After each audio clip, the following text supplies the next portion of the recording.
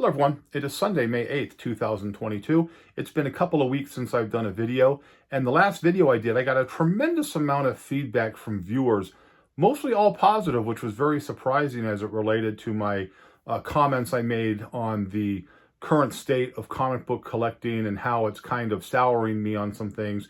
And I was very surprised by the amount of people who actually replied to that and basically said the same thing, that they're trying to find different ways to collect, because it's just kind of getting overbearing right now, not only with the cost of books that are coming out, but the amount of covers that are coming out, the amount of variants, and just the overall sterile feel of being a comic book collector that I feel right now, and that a lot of other people obviously felt, because they, like I stated, they reached out and they sent a lot of good messages. So thank you for that. But we are going to jump right into the books because there is a lot of stuff to cover. I have picked up a lot of books in the last couple of weeks. So let's jump right into it. We will start with Marvel DC, not so much in any particular order. And again, I apologize for the glare on the ring light. First one up I picked up, Task Force Z number 7, cover purchase only on that right there. I thought that was a really cool looking cover, so I wanted to grab that. Batman 123, really cool cover. I like that cover a lot. A book that I thought was a little too much. I did pick up a couple because it's, basically a major event. This is Death of the Justice League. This was Justice League, I believe, number 75. Yes, number 75. And if I wasn't mistaken, this is like an $8.99 book is what it was. $6.99. $7, but still, again, one of the cost factor items that are getting people away from comic book collecting is the fact that books are so expensive. And I picked up this cover here, which I thought was a pretty nice looking cover as it relates to Death of Justice League right there. See all the caskets with the superheroes on it.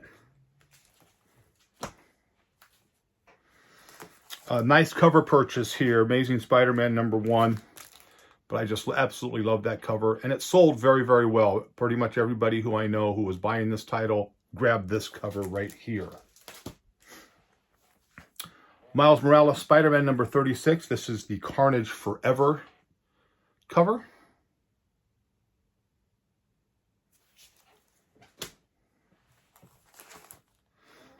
Amazing Spider-Man number 1. I picked up the Skottie Young. Nice looking cover right there. Skottie Young, if you're into reselling or doing shows, like I'm going to be doing some shows moving up, very limited shows. Skottie Young has a huge following and a lot of people buy this stuff, and it holds its value pretty good. He usually has a really good, you're not going to lose money on a Skottie Young book. This was another Amazing Spider-Man cover right here. Number 1.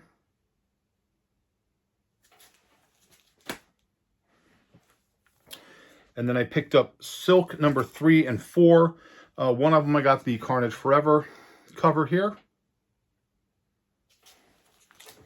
And what I thought was a really, really nice looking cover right here. That was just a really cool cover. And this is another cover that sold really, really well. That was the mainstream, I call, Marvel DC. Now we're going to jump into a ton of the independents, because I did pick up a lot of independents. Again, in no particular order. First one up, Quests Aside from Vault Comics number 1, cover A.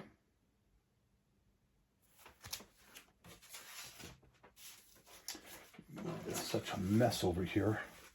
Just kind of bear with me here for a second. And then cover B, or, the second cover I picked up, I thought was a really nice looking cover right there.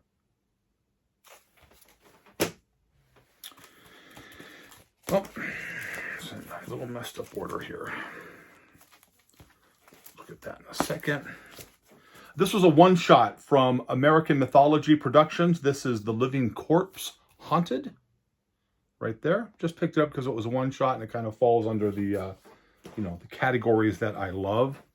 The Grunch. This is also from American Mythology. Of course, this is a Evil Dead homage right there, as you can see. If you know the Evil Dead poster where Ash is getting grabbed, or the female's getting grabbed, excuse me, that's it right there. And then another cover for that right there.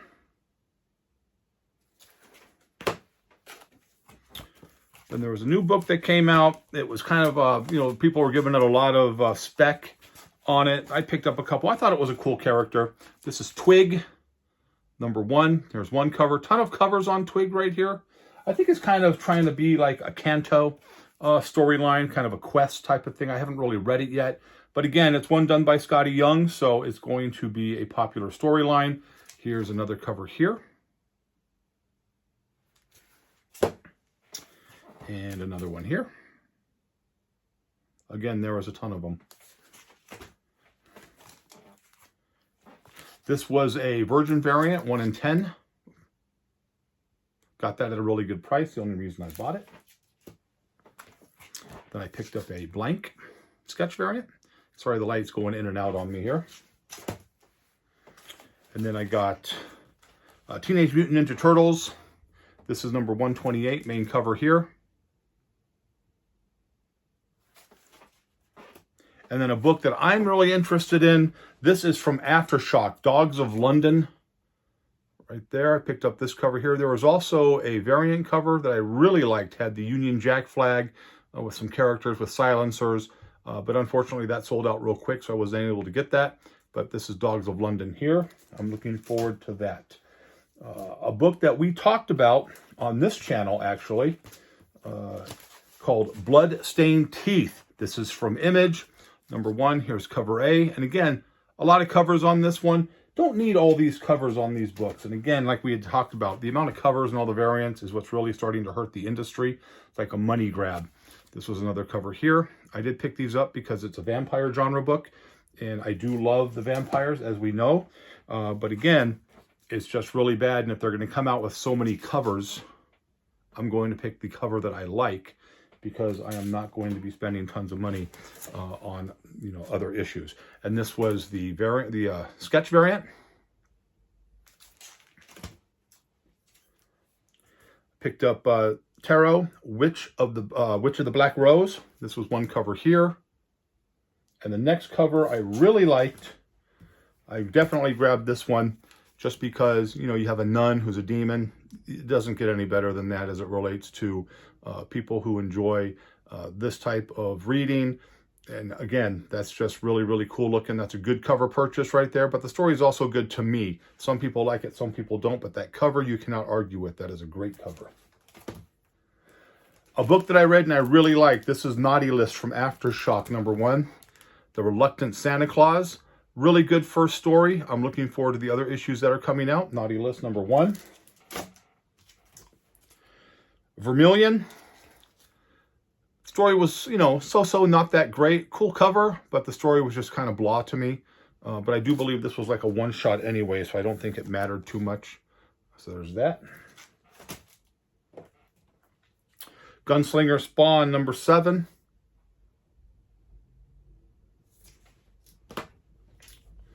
And here's another cover of #7. I kind of like that cover right there. Real simple. Kind of gets to the point right there. And then I picked up another Spawn. I don't do a lot of Spawn or Gunslinger Spawn. I do have one shop that I pick a couple up at just to give some business, because I do like to try to support the local comic shops. The Fourth Man. I like this because it's kind of like a movie poster. As you can see, like the curves right there, the creases, like the old movie posters, if you don't know, were called folded posters, where they folded them up and stuck them in envelopes. You know, the manila full envelope size, and then they would send them to the movie theaters and they'd put them up like that. So there's that. Something's Killing the Children 22. Loving the story. Again, Something's Killing the Children, always a favorite on this channel. Then they had a couple of different mask variants that came out. This is a regular variant here. And then the Bloody Mask. And the mask opens up like it does. I can kind of show you, I think. Yeah, like you have the mask here, and then you can open the mask. See old Erica there. There's that. Kind of a cool concept. But again, I buy a lot of copies of Something's Killing the Children, because that's another book that really holds good value. And people just love it. They absolutely love it. You can see, you know, I've shown a lot of books from Something's Killing the Children, a lot of the early prints, the multi-prints, the different print runs. And then finally, Vampirella Unholy. I just bought that for a cover purchase. I thought it was a really nice cover, so I bought it. There is that. And then one of the big books that we've talked about here, which is The Last Ronin, number 5. Here's one cover here. And then another cover. I can't remember which one is the 1 in 10. One's a 1 in 10. But again, like we talked about, if you haven't read it, we talked about why this book was going to be hot. There's been a lot of, people talking about it as it relates to, no, it's not going to be anything. It is going to be something. I think it's going to be something. A lot of people that I know think it's going to be something.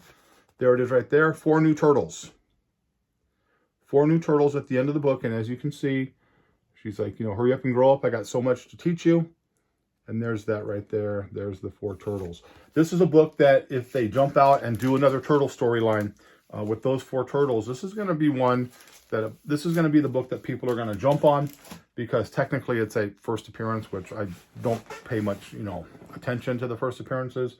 But Ninja Turtles has a huge following, and this can be something. So, there's a little bit of buzz on it. I know a lot of people that are stocking up on it. If you have the opportunity to buy a cover, it is an $8.99 book, but if they do something 6 months, year and a half down the road, you have something there. And then my friend Rudy went and met Frank Forte, is an artist. He does some things from Asylum Press, and Rudy was able to get me an autograph book. This kind of reminds me of an EC cover right there for vampires. There's the gold signature. Really, really cool looking book. I appreciate it. I had to work. I couldn't get there, but like I said, Rudy came through for me with a really nice copy and a really nice signature. So thank you very much, Rudy, for that. And then just a shout out real quick. Met a viewer, Ignacio, who saw me at a show. I hope I pronounced the name correct. I hope that was the right name. I thought it was Ignacio. Super, super nice. It was a couple of weeks ago when I saw him. Says he enjoys the channel. Well, I appreciate you watching the channel. And then talking about the last video I did with all the response I got from the little commentary I gave. Jerry Lucky, a longtime viewer from Canada, sent me a really nice email stating basically, you know what, I feel the same way you do as it relates to the industry, and I'm kind of trimming down what I collect. So again, I'm very surprised at the amount of people who had the same thought and belief that I did as it relates to that there.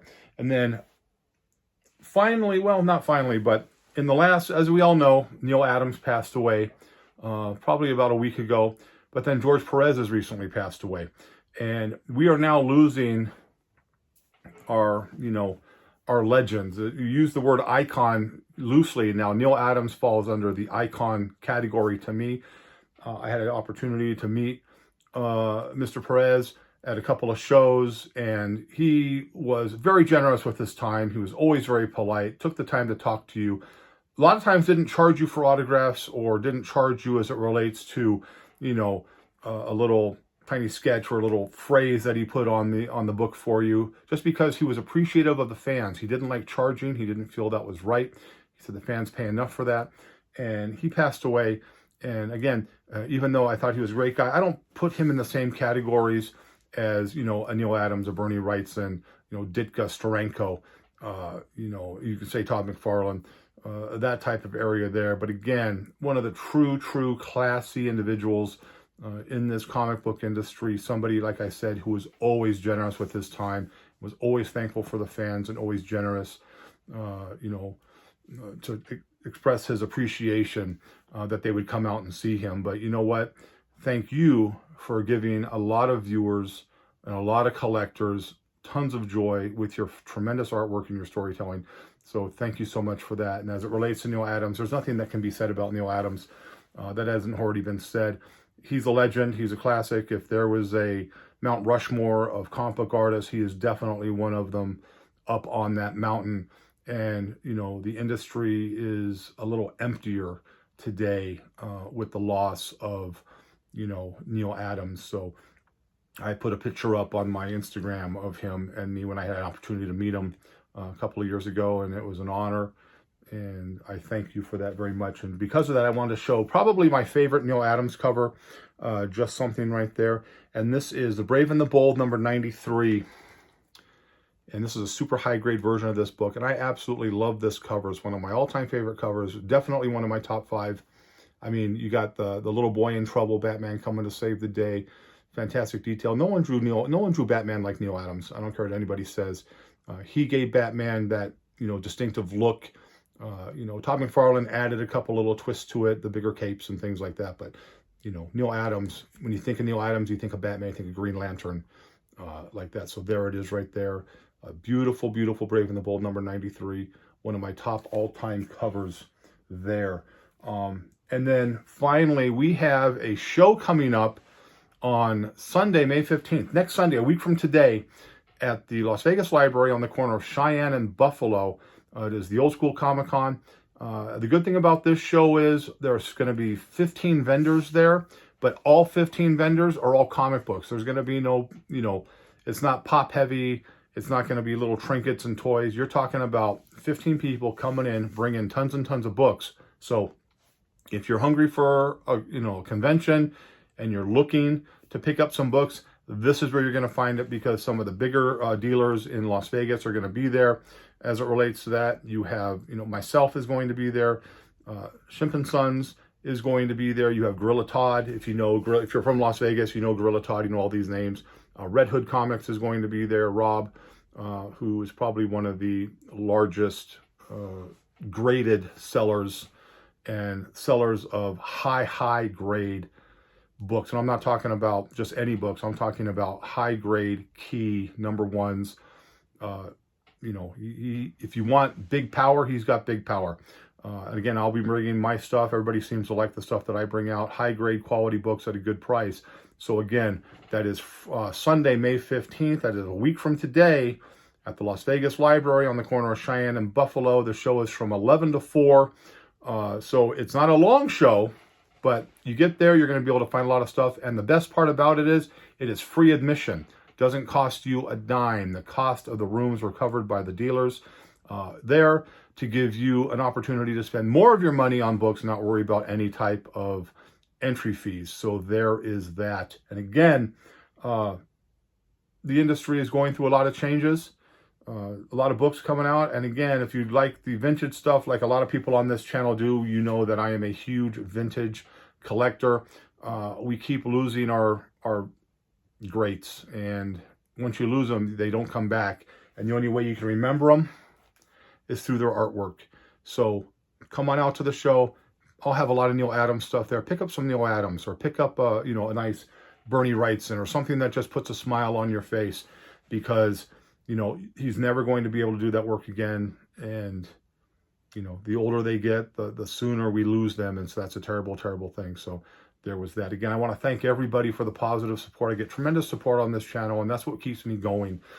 I may be going through some difficult times as it relates to my thoughts on the industry, but you, the fans, and doing this channel means a lot to me, and the positive impact and the positive responses that I get from you mean the world to me. So I thank you from the bottom of my heart for that, because it means a lot. And for the ladies out there, if you're watching, you're a mother, happy Mother's Day.